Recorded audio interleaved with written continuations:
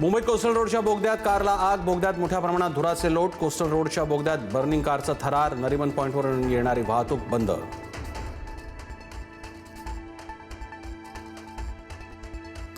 मुख्यमंत्र्यांच्या भेटीवर जयंत पाटलांचं स्पष्टीकरण. इस्लामपूर नगराध्यक्षाच्या अपात्रतेसंबंधी फडणवीसांची भेट. त्या व्यतिरिक्त विलिनीकरण वगैरे विषयांवर चर्चा नाही, पाटलांची माहिती.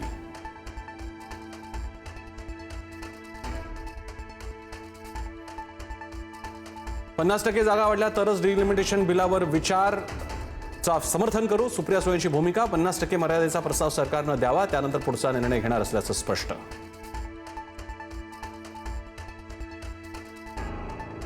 उपमुख्यमंत्री शिंदेंसह 6 फुटीर खासदारांनी काल दिल्लीत घेतली अमित शहांची भेट. पाऊण तास अमित शहांच्या निवासस्थानी बैठक. बैठकीत खासदारांच्या मतदारसंघातील कामांवर चर्चा.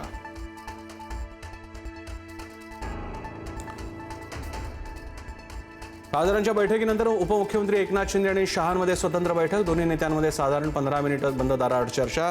राज्यातील राजकीय परिस्थितीवर चर्चा झाल्याची माहिती.